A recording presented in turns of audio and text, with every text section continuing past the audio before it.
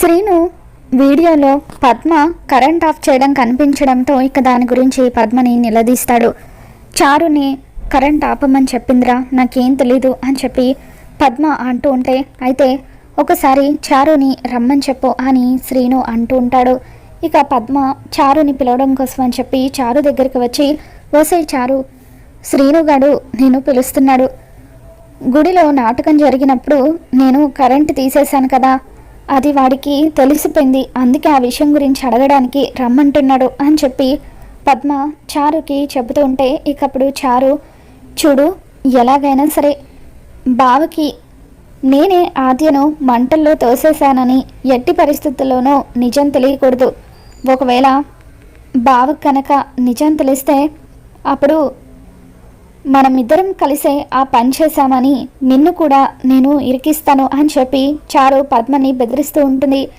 ఏంటే నువ్వు మాట్లాడేది? ఆద్యను నువ్వు మంటల్లో తోసేయడానికి నేను నీకు సహాయం చేయడం ఏంటి అని చెప్పి పద్మ అంటూ ఉంటే, ఇకప్పుడు చారు, నువ్వు కనుక ఇప్పుడు నన్ను తప్పించకపోతే ఖచ్చితంగా నీ ప్రమేయం కూడా ఇందులో ఉందని నిన్ను కూడా ఇరికిస్తాను. ఎలాగూ నువ్వు కరెంట్ ఆపేయడం అందరికీ వీడియోలో కనిపిస్తూనే ఉంది కదా, పనిలో పనిగా మనమిద్దరం కలిసే ఈ పని చేశామని నేను ఇంట్లో వాళ్లకు చెబుతాను అని చెప్పి చారు అలా పద్మని బెదిరిస్తూ ఉంటే, పొయ్యి నీలాంటి దాన్ని కోడలుగా తెచ్చుకున్నాను చూడు, ప్రతిరోజు కూడా నేను భయంతో చస్తూ బతుకుతూనే ఉన్నాను. ఇప్పుడు కనుక అన్నయ్యకు ఈ విషయం తెలిస్తే ఇంకేమైనా ఉందా? ఏదో ఒకటి చేసి శ్రీనుగాడి దగ్గరే కవర్ చేయాలి. మా అన్నయ్య దగ్గర అయితే అన్నయ్య చూసే చూపుకే నేను ఒక్క మాట కూడా మాట్లాడలేను అని చెప్పి పద్మ కంగారు పడిపోతూ అలా చారుని లోపలికి లాక్కుని వెళ్తుంది. ఇకప్పుడు శ్రీను చారుని నిలదీస్తూ, ఏంటి చారు ఇదంతా? ఎందుకు అమ్మని ఆ రోజు కరెంట్ ఆపేయమని చెప్పావు? నిజం చెప్పు, ఆద్యని మంటల్లో తోసేసింది నువ్వే కదా అని చెప్పి శ్రీను నిలదీస్తూ ఉంటే, ఏం మాట్లాడుతున్నావు బావా నువ్వు? అసలు ఆద్యని మంటల్లో తోసేయాల్సినంత అవసరం నాకే ఉందని చెప్పి అంటూ ఉంటుంది. నువ్వు అబద్ధాలు ఆడకు, మొదటి నుండి నీకు ఆద్య అంటే అస్సలు ఇష్టమే లేదు, అందుకే పెళ్ళైన తర్వాత కూడా నేను ఇంకా ఆద్యని ప్రేమిస్తున్నాను కాబట్టి ఆద్య అడ్డు తొలగించుకుంటే అప్పుడు నువ్వు నాతో సంతోషంగా ఉండొచ్చు అనుకుని కావాలని ఇదంతా చేసావు కదా అని చెప్పి శ్రీను చారుని నిలదీస్తూ ఉంటే, ఏంటి బావా నువ్వు, నేను చేయలేదని చెబుతున్నా కూడా ఎందుకు ఎవరో చేసిన నేరాన్ని నా మీద మోపాలని చూస్తున్నావని చెప్పి చారు కావాలనే బుకాయిస్తూ ఉంటుంది. ఇక ఇంతలో జానకి అక్కడికి వస్తుంది. ఒరే శ్రీను, ఏమైందిరా, ఏంట గొడవ అని చెప్పి జానకి అడుగుతూ ఉంటే, అప్పుడు శ్రీను, నాకెందుకో ఈ చారుని ఆద్యని మంటల్లో తోసేసిందేమోనని అనుమానంగా ఉందత్తయ్య. ఒక్కసారి ఈ వీడియో చూడు. అమ్మ నాటకం జరిగేటప్పుడు కరెంట్ని ఆపేసింది. ఎందుకు ఆపేశావంటే చారు ఆపేమందని చెబుతుంది. మరి చారు ఆద్యని మంటల్లో తోసేయకపోతే అసలు వీళ్ళిద్దరికీ కరెంట్ ఆపాల్సినంత అవసరం ఏముందని చెప్పి శ్రీను అంటూ ఉంటే, అవును నువ్వు చెప్పేది నిజమే శ్రీను, ఏంటిది పద్మ, చారు అని చెప్పి జానకి అలా కోపంగా చూస్తూ ఉంటుంది. దాంతో పద్మ ఏం చెప్పాలో తెలియక కంగారు పడిపోతూ ఉంటే, మీ అన్నయ్య ముందే మీరు ఏం చేయాలనుకున్నారో తేలుస్తాను అని చెప్పి జానకి పద్మని చారుని రఘురాం దగ్గరికి లాక్కొని వెళ్తుంది. ఇక రఘురాం, ఏంట గొడవ, ఇందాక నుంచి చూస్తున్నాను, ఏం జరుగుతుంది ఇంట్లో అని చెప్పి అడుగుతూ ఉంటాడు. ఇకప్పుడు జానకి, ఒక్కసారి మీ చెల్లెలు ఏం చేసిందో ఈ వీడియో చూడండి అని చెప్పి అంటూ ఉంటే, ఇకప్పుడు పద్మ, అన్నయ్య నాకేం తెలియదు అన్నయ్య, చారు చేయమంటేనే చేశాను అని చెప్పి అంటూ ఉంటుంది. ఇకప్పుడు శ్రీను, మావయ్య నాకెందుకో చారుని ఆద్యని మంటల్లో తోసేసిందేమోనని అనుమానంగా ఉంది, నిజం చెప్పమని అడుగుతుంటే తను నిజం చెప్పట్లేదని అంటూ ఉంటే, ఇకప్పుడు రఘురాం కోపంగా, నిజం చెప్పు చారు, ఒకవేళ నువ్వు గనక ఇప్పుడు నిజం చెప్పకపోతే మా పద్ధతిలో నిజం చెప్పించాల్సి ఉంటుంది అని చెప్పి రఘురాం అంటూ ఉంటాడు. వీళ్ళు ఇలా చెబితే ఎందుకు మాటింటారు మావయ్య, నేను ఇప్పుడే వెళ్ళి పోలీసులను పిలుచుకొని వస్తాను, వాళ్ళ స్టైల్లో విచారణ చేస్తేనే అసలు నిజాలు బయటకు వస్తాయని చెప్పి శ్రీను అంటూ ఉంటాడు.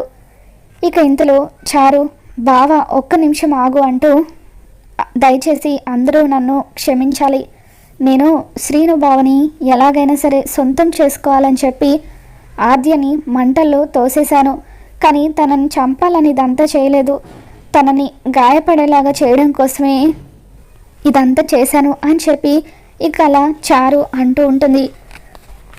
ఏంటి చారు ఇది?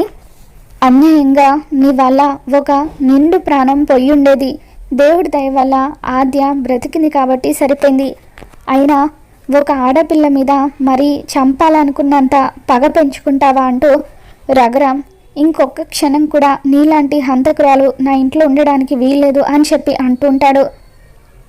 దయచేసి నన్ను ఇంట్లో నుండి వెళ్ళిపోమ్మనద్దు పెద్దనాన్నగారు, నేను చేసింది తప్పే, ఇంకొకసారి ఇటువంటి తప్పు జరగదు అని చెప్పి చారు రఘురామ్ కాళ్ళు పట్టుకుంటుంది.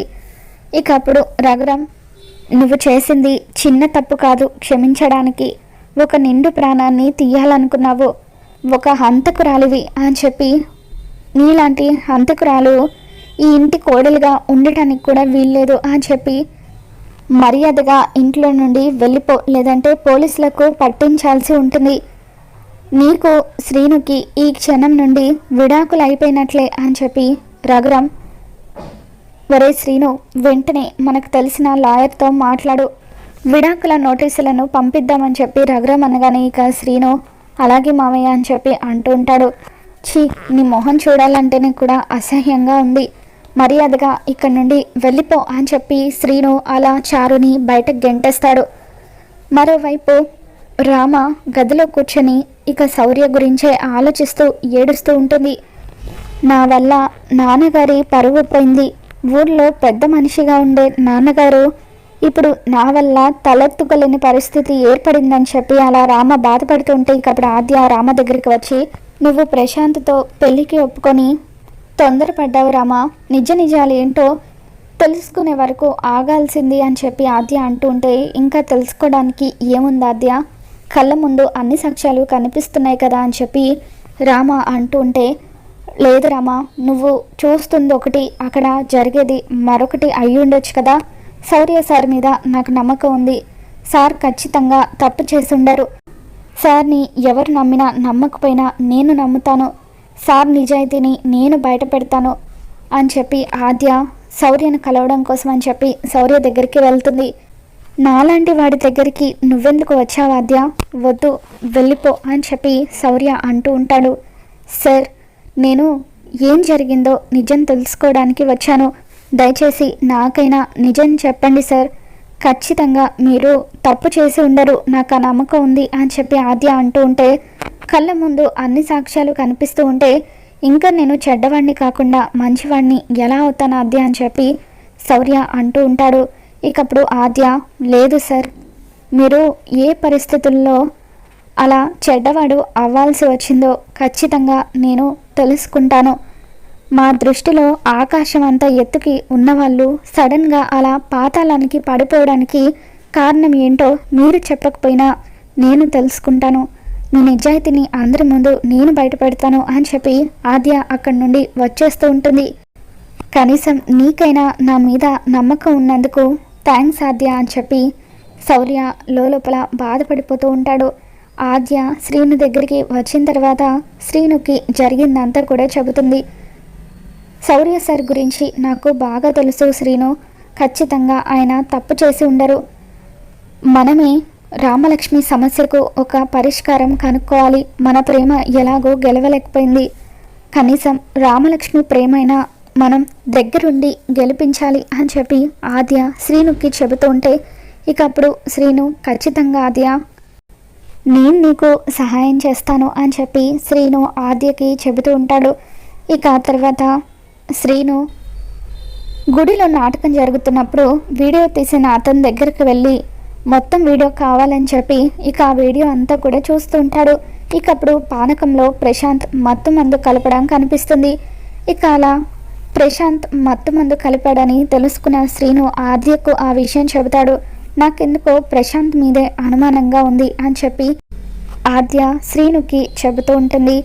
ఇక శ్రీను ఆద్య ఇద్దరు కూడా ఆ వీడియోని రామలక్ష్మికి చూపిస్తూ ఉంటారు.